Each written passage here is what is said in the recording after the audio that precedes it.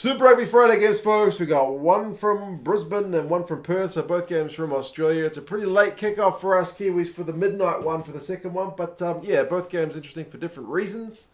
Reds and Chiefs have got pretty similar records. Same can't be said for the Blues and the Force, but anyway, we're going to go through some stats and predictions and lineups, and you guys can let me know your thoughts. Both the Reds and the Chiefs, who we'll start with, are without some players. The official count, I think, with the Chiefs was like 13 players. The Reds, I'm not sure how many they're missing, but if you're looking for, James O'Connor, you're not going to see his name on the team sheet. If you're looking for Jordan Petaia, likewise, his name is not on the team sheet. So, yeah, both sides are kind of having to rejig their lineups to field as competitive teams as they can. The Reds have tinkered a wee bit with Dalgunu dropping to the bench. He had a bit of the dropsies last week, so he has paid the price for that. He's down to the bench, which sees Josh Fluke promoted. Vunivalu and Jock Campbell are the other outside backs. I would like to see Vunivalu get a bit more ball, whether it's in the air or whether it's just finding that space out wide. But anyway, that guy, I guess kind of like Tui Vasashek, has not had the easiest transition into Union from League, but we'll see how he goes. Otherwise, the lineup's pretty stable. They've got Scott Young starting at 6 this week. Sala Kailoto is back on the side, which is some good news. Likewise, Siru Uru, but both of those guys are on the bench. So we'll see if they can add some impact when they come on. But yeah, I mean, it's still the same guys. Tupou's at tight head. Tate McDermott's at 9. He's a captain. Crichton's in the place of O'Connor in the 10 jersey. So it's a very similar lineup to the one we saw last week. And man, that lead that they blew last week is still going to be burning on them. So they need to fight back this week, at home against the Chiefs. It's really a key one. Chiefs without 13 guys. Yeah. For the Chiefs, like I mentioned, Sam Cane is not actually injured, even though I think he got dropped on his head last week, didn't he? I watched too much rugby, I can never remember, but he's back with his missus because they're expecting their first child, so congratulations to them.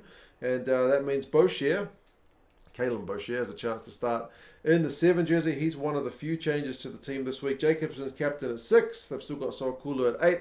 So he's been having a cracking season, breaking all the, well, not all the stats, but he's a top guy for things like carries and run meters and offloads and whatnot. So he's a bit of a stats dream.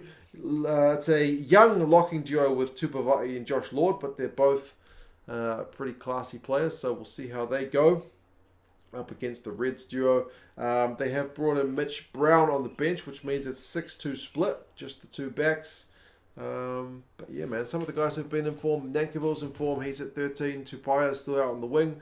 Ratema's been looking good at 9. Gatlin's at 10. So yeah, it's going to be an interesting one, Interestingly, when you look at the stats, like the Reds still only concede an average of 2 tries a game. But first game up against its Kiwi team last week, and they concede 4. Prior to that game, their average was less than 2 a game, so the average has been bumped up a little bit by that game. But then again, the Chiefs also conceded 3 against the Waratahs, so the Chiefs weren't exactly locking it down, but they did score a ton of points against the Tars, which is one area that will be, concerning if you're the Reds defense coach, but they'll hopefully have a plan for that. For the Chiefs, I think I said this every time, it's just offload madness, man. 10 plus offloads a game, 179 passes a game. They lead these stats easily. Like in comparison, the Reds are just under 7 offloads a game and 129 passes a game. So the Chiefs are passing the ball 50 more times a game, which is substantial. Predictions-wise, the Rugby Forecast algorithm interestingly tips the Reds for this one at home. 9 points even. So pretty strong prediction. Whereas the bookies have got the Chiefs and they're saying by 7. I think that's going to be the game to watch. But still, there's the Force and the Blues on. And my Blues need to not slip up. They've got to go to Perth. Hopefully they get a decent crowd out in Perth to cheer their boys on. It's going to be hard because 2-6 plus a cancelled game last week with COVID cases. Not cancelled, but postponed. The Force have almost looked there this season, but it's not quite. They've not quite taken that next step. Every time they look to almost be there, then the results don't go their way. So yeah, we'll see how the Force can go. The Blues, as I said, they're high flying, but the Blues have made a ton of changes. So we'll see if that makes any difference to the Force's chances. The Force's front row of Robertson, Kaitu'u, and Medrano is actually pretty beefy looking. So we'll see if they can put on some pressure of the Blues pack. Lee Warner, one of my favorites his last season with the Force. He's still at 6. He's going to get through a ton of work, one would imagine. Lelawasa is there at 9. Pryor is dropped to the bench for this one, and Pasitoa is still at 10. Mataele, I think, is still the guy to watch. He's been their leading guy for like clean breaks and run meters and carries and all that stuff. So the Blues will need to keep him quiet. And he's up against AJ Lamb, who's got kind of a bad habit of biting in. So you may see, if they can get AJ Lamb to bite and open up that space for Mataele, you may see Mataele get some pay. We will see. Kahui's on the bench, like I mentioned. Pryor's there alongside him. But yeah, I think it's a pretty decent looking Force side for a side that they said they only had like one available like front rower last week in that game that got postponed because they all had COVID. So most of these guys seem to have come right. For the Blues, changes, man. Hodgman, Eklund, and Tuanga in, so it's a whole new front row. Riccitelli drops to the bench. Romano's up from the bench. Akira Ioane gets his first start of the season, so good news to have him back. Papali'i's in at 7. He's captain. Segner starts at 8 because the All Blacks have got Rico Ioane, Nepolo Lala, and Hoskins to all on All Blacks rest. Again, the bloody All Blacks rest period. It is what it is. Finlay Christie's back from injuries at 9 alongside Bodie. Good news. Caleb Clark's back from suspension. Tui Vasashek gets another game. Heem's in at 13, which he's... it could be interesting to see him with Roger anyway. And then AJ Lamb, like I mentioned, 14. Zan Sullivan, the big boot, at 15.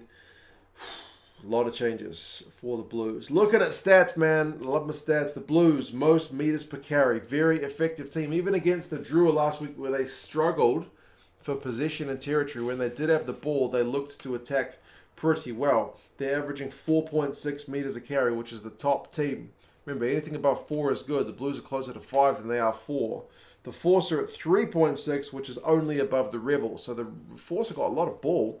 They love possession, they love territory, but the effectiveness of the carries isn't always there. Their goal kicking percentage is higher than the Blues, but it used to be really high, and it's slowly dropping down. Plus, Pryor has been the main goal kicker, who's been a little bit hot and cold recently. He's on the bench anyway, so we will see how the Force are able to go.